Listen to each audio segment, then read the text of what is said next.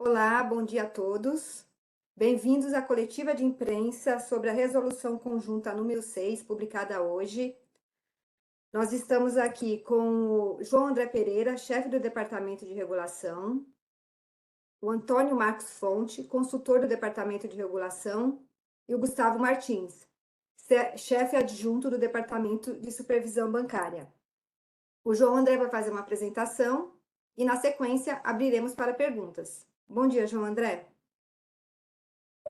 Bom dia, Ivone. Bom dia a todos. Eu estou com uma apresentaçãozinha bem rápida. Eu vou compartilhar o vídeo, fica o registro para vocês e ajuda a gente na nossa conversa também. Deixa eu ver aqui se eu consigo.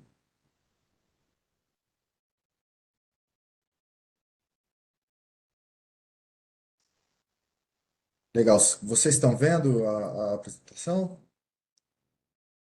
Sim, está aparecendo aqui. Tá bom. Bom, então, bom dia novamente. Hoje, o Conselho Monetário Nacional e o Banco Central publicaram a Resolução Conjunta número 6, que trata do compartilhamento de dados e informações sobre indícios de fraude. Essa é uma resolução conjunta porque a gente quis trazer um tratamento bastante homogêneo, né, para todas as instituições reguladas aqui pelo Banco Central. Então, instituições que são de competência do Conselho Monetário Nacional, como as instituições financeiras, né, bancos, financeiras, e as instituições de pagamento, que são de competência do Banco Central. Então, a gente trouxe num arcabouço único, uma norma única, que é a Resolução Conjunta número 6.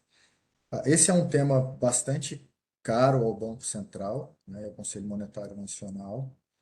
A gente sabe que pese a gente não tenha uma questão prudencial, porque o controle de fraudes, a gestão de fraudes do sistema financeiro, ela é robusta.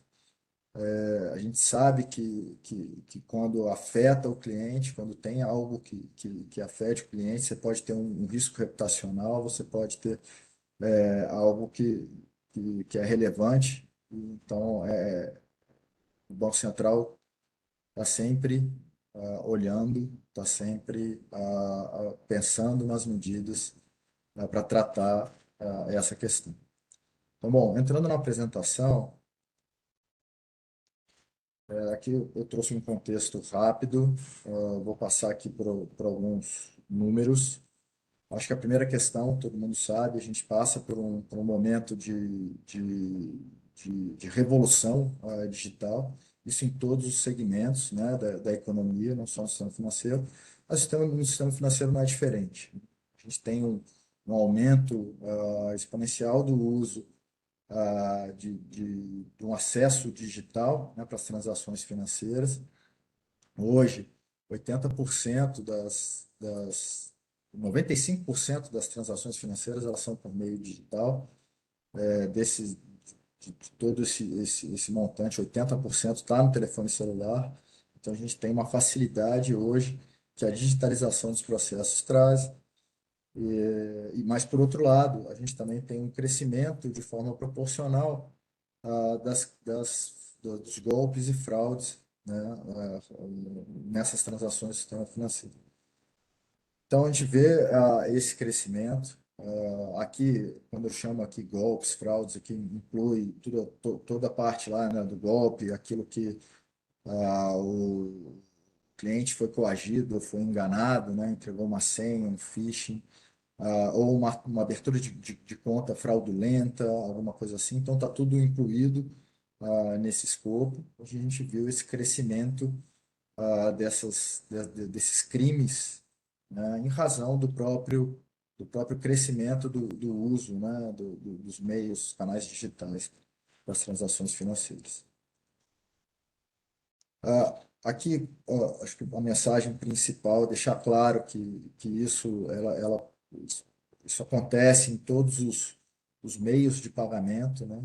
Lembrando que pagamento é essencialmente digital, tá? Então, a gente vê acontecendo, independente de qual seja o meio. Então, o cartão de crédito é, de fato, o que tem a maior quantidade de golpes, tentativas, né, de fraudes ou golpes. Mas a gente tem lá a questão do arranjo, mas são várias camadas de proteção, então, mas é um volume bastante alto de tentativas que são combatidas pelo sistema financeiro. Mas além do cartão de crédito, tem cartão de débito, tem boletos, Pix, então todos os meios de pagamento estão sujeitos a isso e é importante o tratamento dessas questões, desses problemas, desses crimes no processo de gestão e controle de riscos das instituições financeiras de pagamento. Bom, como eu comentei, esse é um tema bastante caro para o Banco Central. A gente já tem feito, né, tomado algumas medidas para dar mais robustez, né, para o arcabouço que trata desse problema. A gente tem, em primeiro lugar, a resolução do Conselho Monetário Nacional 4893 de 21, a resolução BCB 85 de 21 também, que tratam da parte de política de segurança cibernética. Ali, as instituições elas têm que seguir ali, criar mecanismos para conscientização da segurança cibernética, inclusive a questão de prestação de informações a clientes e usuários sobre as precauções que eles estão tomando com seus produtos e serviços financeiros. Uma norma bastante robusta que é seguida por todo o sistema financeiro. A gente teve recentemente também, em 2021, a resolução BCB 142, que ali a gente introduziu alguns procedimentos e controles para prevenção de fraudes nos serviços de pagamento. A gente vai lembrar aqui, entre as medidas estavam ali a criação de limites de valores para transações noturnas, então prazos mínimos para alteração desses limites, então várias outras medidas ali foram feitas em 2021. A gente teve também, acho, bastante coisa no âmbito do arranjo PIX, né, do pagamento instantâneo do Banco Central. Acho que a principal norma é a Resolução 147, entre outras, né, mas que trouxe um arcabouço ainda mais robusto para o tratamento dessas situações. Então, ali a gente teve, inclusive, a introdução do bloqueio cautelar, a gente teve também a introdução do mecanismo especial de devolução, o próprio DICT, que é a base informacional ali em que são declaradas, são notificadas algumas infrações, né, e podem ser consultadas. Também tiveram algumas alterações a fim de melhorar ainda mais, dar mais robustez aos processos de prevenção. A gente também aqui é comum, a própria supervisão, a parte de regulação do Banco Central, ele está muito próximo do mercado, então as discussões são permanentes para o mercado sobre as iniciativas que a gente tem que tomar, às vezes regulatórias, às vezes do próprio sistema financeiro, para precaução, né, para tratamento dessas situações. Então, desde a exigência lá de prova de vida, questão de geolocalização, a regras de segurança, como é que estão os controles, né, a própria campanha de conscientização de clientes. Então, tudo isso é também bastante tratado, né, bastante conversado com o sistema financeiro. E, por fim, aqui, as ações de supervisão muito ativa nesse processo, acompanha muito próximo essa gestão das situações de fraudes e golpes no sistema financeiro. E, recentemente, a gente teve algumas requisições de informação, uma coisa bastante abrangente no sistema financeiro, bastante interessante e reuniu uma série de informações necessárias para a gente tomar a medida regulatória aqui e melhorar os controles também do sistema financeiro e do sistema de pagamentos. Bom, aí a gente entra na resolução que está sendo publicada hoje. Então, a resolução conjunta é número 6, que está tratando aqui uma questão de assimetria de informações sobre fraudes no sistema financeiro. Então, muitas vezes, uma fraude acontece, você tem um criminoso que faz um golpe, que abre, né, que movimenta, engana uma pessoa e movimenta a sua conta, ele vai tentar fazer isso em outro banco também. Então, na medida que a gente tiver informações compartilhadas, que todo o sistema financeiro consiga olhar para essas situações e identificar eventuais criminosos, o tratamento é bastante mais fácil. Então, esse é o grande objetivo da medida. É prevenir a ocorrência de fraudes por meio do compartilhamento de dados e informações sobre indícios dessas situações entre as instituições autorizadas pelo Banco Central. E aí, no final do dia, a gente quer, de fato, reduzir as simetrias e melhorar esse controle das instituições para a prevenção de fraude. Bom, como eu comentei, essa norma ela é bastante abrangente, a gente está falando do sistema financeiro de pagamentos inteiro, é por isso que é uma resolução conjunta, a gente quis trazer algo bastante direcionado aqui e homogêneo, né, para todas as instituições reguladas pelo Banco Central. Ah, e a coisa vai ser operacionalizada por meio de sistema eletrônico, né, com o registro e possibilitando a consulta, né, dos dados e informações sobre esses indícios de ocorrência e tentativa de fraude que foram identificadas pelo sistema financeiro. Então, o sistema financeiro vai ter essa base de dados, né, vai ter que ter um sistema eletrônico em que todos vão compartilhar as informações. A gente está criando um sistema eletrônico único? Não. O mercado já tem isso, né? Já oferece isso, mas não é mandatório. Mas eu posso ter mais de um sistema, mas a gente, na própria norma, exige que esses sistemas interoperem, porque o objetivo é que as instituições financeiras tenham acesso ao universo inteiro, né? Dessas informações de fundo. Bom, e o que contém essas informações? A norma também traz o detalhamento mínimo, né, as informações mínimas que tem que ter nessa base de dados. A primeira coisa é a identificação de quem teria executado ou tentado executar a fraude. Então, eu vou ter lá bem identificado o eventual, né, fraudador. Eu vou ter em segundo aqui a descrição dos indícios da ocorrência ou da tentativa de fraude, então todos os detalhes para separar que tipo de fraude ou golpe ou outro crime que está sendo cometido. A identificação da instituição responsável pelo registro dos dados, então cada instituição vai tabular, né, as suas informações que serão compartilhadas, e ela então vai estar identificada naquela base de dados, naquela informação específica, né? E, por fim, aqui a identificação dos dados da conta destinatária e do titular dessa conta, em caso de transferência ou pagamento de recursos. Então, quando for envolver uma fraude de pagamento que eu tenho uma conta envolvida, a informação dessa conta também vai estar presente. A gente criou essas informações mínimas. É possível que o Banco Central depois edite normas complementares detalhando ainda mais esse layout, né, esse formato dessa base, mas aqui são basicamente essas informações que estão contidas na base de dados. Bom, o que mais a norma trata, né? Além né, dessa obrigação do compartilhamento da informação e a criação da base de dados. A gente define muito claramente a responsabilidade das instituições financeiras dentro desse processo. Toda a informação que será consultada, toda a informação que ele tem de responsabilidade, ele tem que cuidar do sigilo, da qualidade dessa informação. A gente tem também na norma aqui procedimentos e critérios para a identificação do fraudador, incluindo a conferência com dados constantes de sistema, cadastros de mais bases de dados disponíveis para consulta.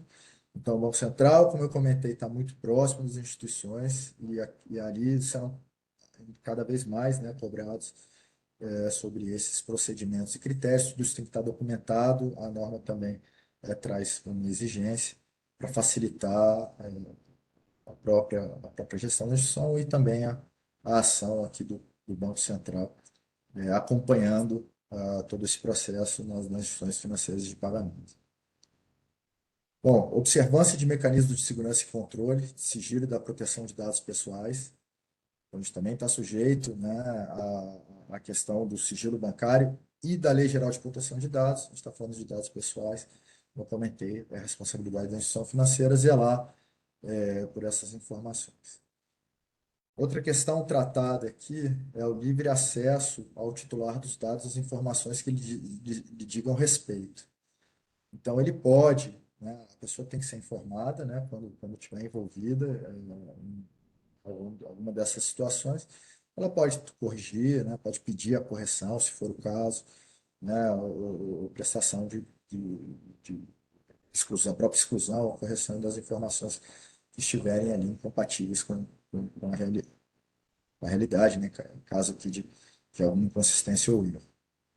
E, por fim, aqui o acesso aos dados e informações pelo Banco Central e demais autoridades competentes. Então, a gente também tem uma interação bastante forte com outros órgãos e autoridades, né, que tratam dessas situações, desses crimes relacionados a fraudes. Então, tudo isso vai estar acessível também ao regulador e outras autoridades que estejam relacionadas a esses crimes. Então, é basicamente isso que a norma traz, isso que eu queria comentar rapidamente com vocês. O objetivo do Banco Central é melhorar cada vez mais o controle, né, a gestão dessas situações de fraude no sistema financeiro e evitar maiores problemas, evitar qualquer tipo de prejuízo, né, aos clientes. Então, esse é mais um passo. É provável que, na verdade, como eu comentei, a gente continua tratando, discutindo e trazendo outras medidas para dar mais robustez e segurança do sistema financeiro. Eu fico aberto agora às perguntas. Comigo, acho que a Ivone comentou, está a equipe da área de regulação que tratou da construção dessa norma, né, coordenada pelo Antônio Marques, e está também o chefe do Departamento de Supervisão, Belino Santana, e o chefe adjunto do Departamento de Supervisão, Gustavo Martins, que foram os responsáveis por uma série de trabalhos que eu até comentei aqui na apresentação, para levantamento da situação, da forma e do tipo de controle que a instituição vem fazendo. Então, a gente fica à disposição para responder as perguntas. Eu vou tirar o compartilhamento para facilitar também as respostas. Certo, muito obrigada, João. Eu vou agora passar para as perguntas. Quem tiver alguma pergunta, basta acionar aqui a mãozinha ao lado, que eu abro o microfone. É importante que antes de vocês fazerem a pergunta, vai aparecer um pop-up aí para vocês. Certamente vocês terão que clicar nesse pop-up. E é importante que vocês se identifiquem com o nome e o veículo que representam. Eu vou passar aqui a primeira pergunta para a Larissa. Oi, Larissa, bom dia. Nos ouve? Me ouvindo? Ouvimos sim. Larissa Garcia, do Valor Econômico, bom dia. Sobre o sistema de compartilhamento, eu não entendi muito bem como vai funcionar. Se a própria instituição vai criar uma base de dados, tipo um banco, o Bradesco, Itaú, enfim, ele vai criar essa base de dados para compartilhar. Ela não vai ser gerida pelo BC, então eu queria que você explicasse melhor, assim, na prática, como é que vai funcionar. E aí eu tenho uma dúvida também sobre a questão do consentimento, né? A norma diz que o cliente precisa consentir que esses dados sejam compartilhados, mas o fraudador provavelmente ele não vai dar essa autorização, né? Se ele já está com essa intenção de cometer fraude, de aplicar um golpe, ele provavelmente vai preferir não compartilhar. E aí eu queria saber como é que vocês pretendem lidar com isso, porque aí na prática me parece que só as pessoas com boa intenção vão querer participar, né, desse sistema. Obrigada. Vamos lá, Larissa. Respondendo as duas perguntas. A primeira, não é uma base interna do Banco Central, é uma base de mercado. E o objetivo não é que cada instituição crie sua própria base, é que se tenha uma base de mercado, né, em que se compartilha aquela informação. Hoje, a gente já tem alguns prestadores de serviços que têm, que prestam esse serviço, que já têm bases que se prestam a esse tipo de tratamento. Então, isso pode ser utilizado também. Mas o objetivo é que a gente tenha algumas, uma ou um pouco mais de uma, né, duas, três, sei lá, bases que o próprio mercado vai se organizar para construir, né, e para alimentar. Então, caso a gente tenha mais de uma, é o que eu comentei, essas bases vão ter que se conversar. Então, há uma exigência de interoperabilidade entre as bases. Mas a gente espera que exista uma ou duas, no máximo, três. A gente não acha que a gente vai ter uma criação tão ampla. Porque é importante a gente lembrar que aqui é uma rede de cooperação, né? A gente não está falando de competição. A gente está falando aqui de um crime que pode afetar qualquer instituição financeira. Então, o incentivo para cooperar ele é muito maior do que qualquer restrição por competição aqui. Então, eu acho que a gente está muito alinhado aqui para esse compartilhamento, né? Eu acho que o mercado todo entende a necessidade. Então, acho que a gente não vai ver essa situação de cada instituição criar a sua, tal. Isso não ocorrerá certamente. Sobre a questão do consentimento, o consentimento é feito por adesão. Assim como você consente, quando você faz uma operação de crédito, a compartilhar suas informações com a central de risco do Banco Central, com a SCE. Então, todo cliente que for abrir uma conta, que for, né, entrar no sistema financeiro, ele vai ter que aderir àquilo ali. Então, o consentimento ele vai ser prévio, tá? E o fraudador vai dar o consentimento, senão ele vai se entregar ex ante, né? Aquele que não der ex ante consentimento, de fato, é bastante suspeito, mas a gente está exigindo esse consentimento agora normativamente. Então, eu acho que é algo também bem tranquilo de ser implementado pelo sistema financeiro, porque está dentro do contrato de adesão. Não sei se eu respondi as duas perguntas, ou se alguém quer complementar da equipe aqui também, fiquem à vontade. Obrigada, João. Eu vou passar aqui agora para a Thaís. Oi, Thaís, bom dia. Bom Thaís? dia, vocês estão Bom me ouvindo? dia. Olá, Agora bom sim. dia, Thaís Barcelos, da Agência Estado. Eu tenho algumas dúvidas. Ah, João, você comentou agora que vai ser uma base de dados que será criada pelo mercado, né? Que tem já algumas empresas, né, que fazem isso. Seria alguma coisa parecida como o que tem no registro de recebíveis, de cartão? Enfim, seria uma organização desse tipo? Só para entender, né? Se tiver mais de uma, vai ter que interoperar. Enfim, se vocês estão.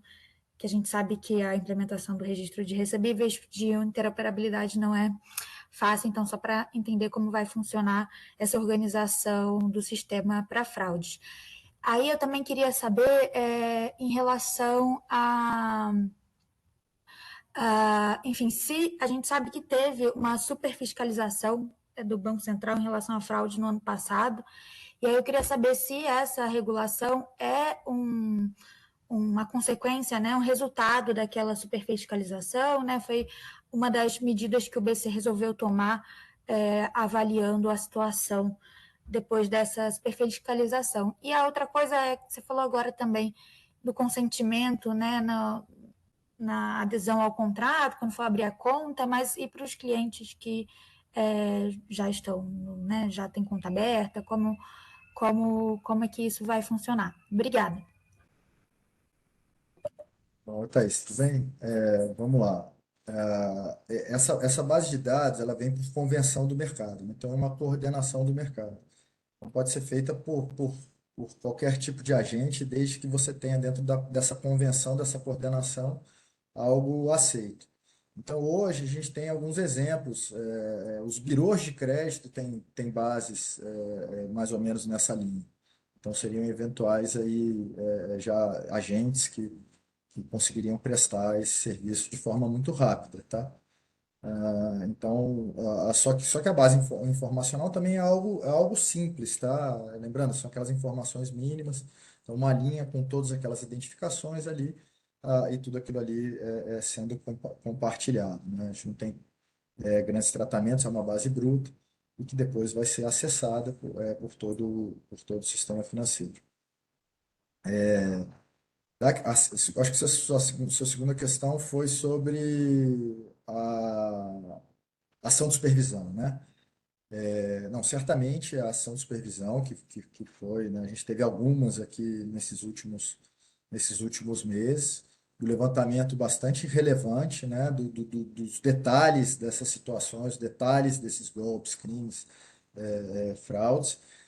Inclusive, foi o subsídio para a gente montar a nossa análise de impacto regulatório, que sairá junto com a publicação dessa norma, com toda essa informação bastante detalhada.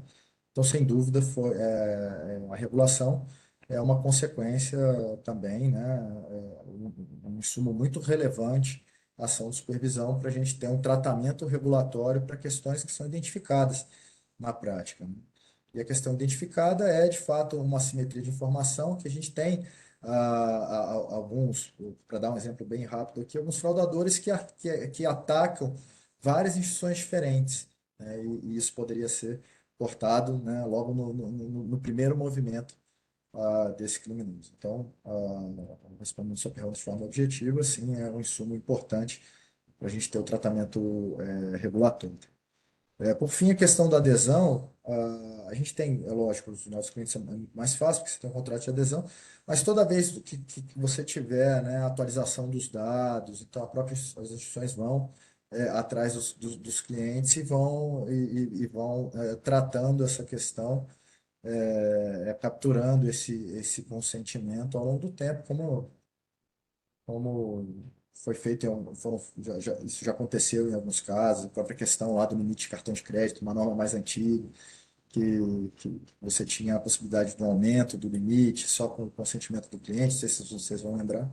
Tudo isso foi feito ao longo do tempo, na atualização dos cadastros, né? A questão é essa.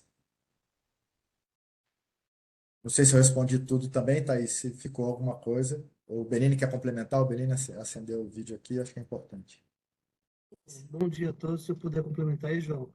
Acho que só na linha do que você falou, lembrando que realmente essa norma está dentro de todo esse processo, esse esforço aqui do Banco Central, são várias áreas trabalhando, e acho que é importante, assim, além do que já foi dito pelo João, ele também traz mais ferramentas para a melhoria dos controles internos das instituições. E quando a gente dá essas ferramentas também para as instituições melhorar esses controles internos, também a supervisão consegue ser mais eficaz, mais direta nas nossas ações também, para punir, até verificar qualquer tipo de desvio das instituições.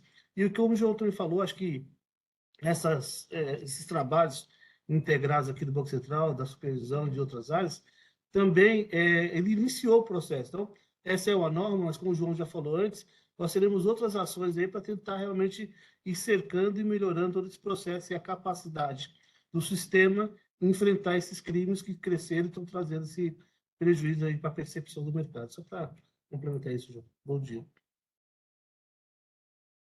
Bom dia, muito obrigada, Beline. Obrigada, João. Eu vou só checar se a Thaís ainda tem dúvida. Oi, Thaís, Olá. alguma dúvida? Não, uma outra pergunta que eu teria para fazer, as dúvidas que eu tinha foram sanadas, obrigada. Mas eu tenho uma pergunta também se esse tipo de compartilhamento de informações sobre fraudes já existiam em alguns arranjos, por exemplo, no Pix, e agora estão sendo também ampliados para todas as transações, enfim, todas as transações do sistema financeiro. Se isso já existia antes de uma forma mais limitada, vamos dizer assim, agora está se ampliando. Obrigada. Mas é exatamente isso, né? A gente tem lá no Arranjo Pix, a gente tem o DICT, por exemplo, que tem essa possibilidade ali das instituições compartilharem esses indícios, né, essas informações, mas tudo aquilo que está relacionado com o Arranjo Pix. Aqui a gente dá um passo mais amplo, trazendo aqui todo e qualquer arranjo, né, todos os meios de pagamento, então todo tipo de fraude no sistema financeiro de pagamentos, para a gente ter de fato um universo, né, desses fatos. E aí, como o Bellini comentou, de forma a melhorar os controles internos das instituições, né? Então, reduz essa assimetria, o cara vai ter mais ferramenta, né? Tem mais uma ferramenta para tratar esse problema. Ele vai estar informado, né? Ele vai poder criar seus modelos, ele vai ter lá indicadores de risco, né? Sobre essas fraudes e vou conseguir fazer uma classificação dentro da instituição. Então, isso com acesso amplo para o sistema financeiro. Então, é de fato aqui uma ampliação e é um requerimento regulatório, né? É uma exigência regulatória. Todos vão ter que colocar os seus indícios, todos vão ter que compartilhar. Então, é isso. Obrigada, João. Eu vou passar agora para Fabrício.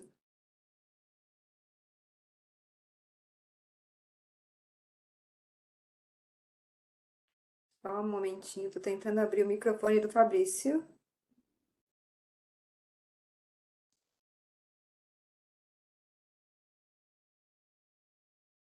Oi, Fabrício, bom dia.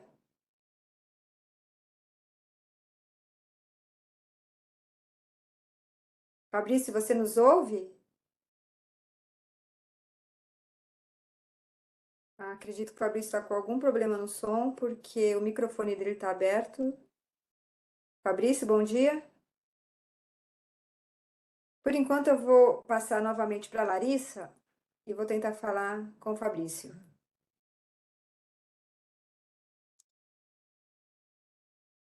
Oi, Larissa, nos ouve? Oi, escuta, vocês me ouvem? Ouvindo, sim. Não ouvindo, Larissa. Não, eu só fiquei com uma dúvida ainda sobre o consentimento.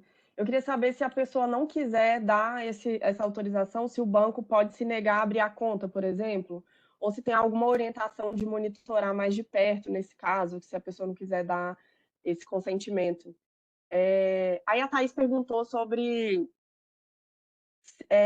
nos novos contratos, esse consentimento já vai estar ali dentro para abrir a conta, já vai estar no contrato, mas como é que vai ser feito com as pessoas que já têm conta aberta, né? Vai ter, como é que vai ser esse consentimento? Obrigada. Legal. Sobre os consentimentos das pessoas, né, dos clientes antigos. Toda instituição financeira tem seu processo de atualização cadastral. Então, de tempos em tempos, entra em contato, você manda lá e isso é feito num processo regular. Então, ao longo do tempo, esse consentimento vai sendo capturado sem problema nenhum. Então a gente não vê, né, maiores entraves aqui para que isso, né, ao longo do tempo, consiga ali englobar o sistema financeiro inteiro. Sobre a sua questão da negativa, né, da pessoa não consentir, é possível a pessoa não consentir, né? Mas aí acende um alerta, né, na própria instituição financeira que está prestando esse serviço para aquela pessoa, para aquele cidadão, né? Então, isso impacta no relacionamento da instituição com o cliente. Não tem nenhum comando normativo que faça, né, que obrigue uma ação ou outra da instituição. A instituição vai usar aquela informação para o seu controle interno.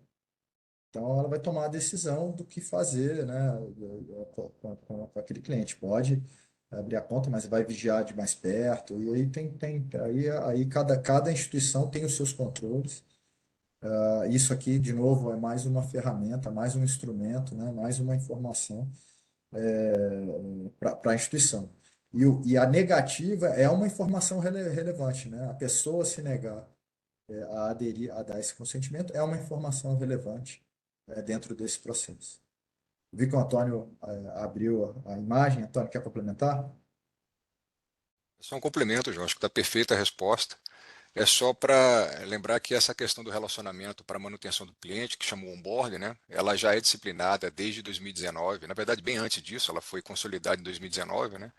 Pela resolução do Conselho Monetário Nacional 4753 e a resolução do Banco Central 96 para abertura de contas de pagamento. Então, toda essa questão que o João mencionou, de onboarding, né, do devido due diligence da instituição tanto financeira quanto de pagamento junto ao cliente, já é uma regulamentação antiga, e nenhuma dessas normas estabelece de forma peremptória a obrigatoriedade da instituição encerrar ou não o relacionamento com o cliente. O que há é a obrigatoriedade da instituição ter procedimentos de due diligence, de customer due diligence, de conhecer o seu cliente, para avaliar essas questões que o João muito bem mencionou aí. Então, não é uma questão que surgiu com a norma de fraude, é uma questão antiga, né? Que já, as instituições já têm a obrigação de fazer essa avaliação ex ante. E, de novo, como o João já bem mencionou, a informação de que o cliente se recusa a dar um consentimento desse, né? É sem dúvida um alerta, né? Que deve ser considerado na avaliação da instituição. Só esse ponto aí. Excelente, obrigado, Antônio. Muito obrigada, Antônio. Obrigada, João. Eu vou agora ler aqui a pergunta do Fabrício de Castro, da Reuters, porque ele não conseguiu usar aqui o microfone. Ele pergunta: que tipo de medida ou ação o banco poderá tomar se receber um indício de fraude? Poderá se negar a realizar operações? Abrir contas? O banco decide? Como o Antônio bem comentou, né, a gente tem lá, a gente não define as situações que ele deve ou não fazer. Isso aqui é mais um instrumento para a gestão do risco do próprio banco, né? Então, o banco vai gerir isso, vai tomar suas decisões. Se quer ter o relacionamento, se não quer ter o relacionamento, né? Como fazer, você tem algumas. No caso de um encerramento, você tem um procedimento muito bem definido pela norma que o Antônio comentou, mas é uma decisão do cliente e da instituição, né? Então, não tem nenhuma obrigação da instituição fazer uma coisa ou outra. Cada uma tem seu processo, cada uma tem seus controles, e aqui ele vai ter mais informação para atuar, para agir, para tratar esse problema, inclusive podendo chegar à questão de encerrar o relacionamento ou algo desse tipo. Mas, Beline, você quer complementar? Ô, João, só complementar rapidamente, é bem nessa linha, né, que as regulações do Banco Central já determinam que cada instituição deve estabelecer os controles de acordo com o perfil e apetite de riscos que ela decide incorrer. Então, quando a gente fala que a instituição está aceitando um tipo de cliente e esse tipo de negativa, ela deve adotar os controles e as decisões que ela julga de acordo com o seu perfil de negócios, ambiente de operação. Então, as nossas normas não estão determinando para onde elas vão, mas o que a gente determinou já, isso já faz tempo, é que ao decidir manter um produto ou um cliente, a instituição vai desenvolver controles internos de gestões para garantir que isso não traga um risco desnecessário para ela e nem para o sistema. E é aí que o Banco Central continua atuando para ver a efetividade dessa decisão das instituições, nesse caso, não só de fraude, mas qualquer gestão de riscos.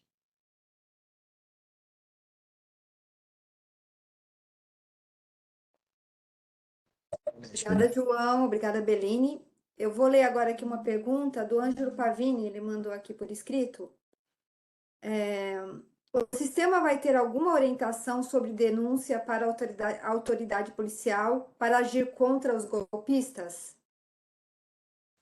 Então, eu até comentei na apresentação um dos itens que aquelas informações elas vão estar disponíveis, né, para o Banco Central e para as autoridades competentes. A gente tem conversado muito com polícia, com o Ministério Público sobre essas questões. Então, há coordenação entre as autoridades. Então, a informação será usada dentro do processo como um todo, né? Lógico, cada caso é um caso, mas de forma geral, essa informação vai ser relevante para a cadeia inteira aqui, né, de tratamento desse, desse problema. E não obstante isso, né, as instituições financeiras ela tem que seguir tudo aquilo que a legislação pede também, né, independente da norma, se tem alguma questão de prestação de informações à polícia, ao Ministério Público, ou seja, qual autoridade estiver relacionada, elas continuam seguindo aquilo que tem que seguir. Mas, bom, mas só para fechar aqui, a gente tem sim uma coordenação com essas autoridades. Obrigada, João. Parece que a Thaís ainda tem uma pergunta. Eu vou tentar abrir o microfone dela aqui. Só um momentinho. Acho que a Thaís não tem mais perguntas. Ela não sinaliza mais aqui com a mão, acho que ela desabilitou. Deixa eu ver se tem alguma mensagem aqui no bate-papo. Também não.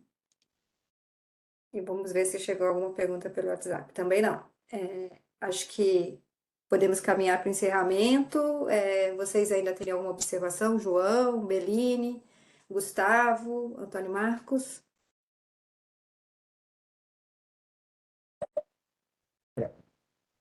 Vai lá, Belinão.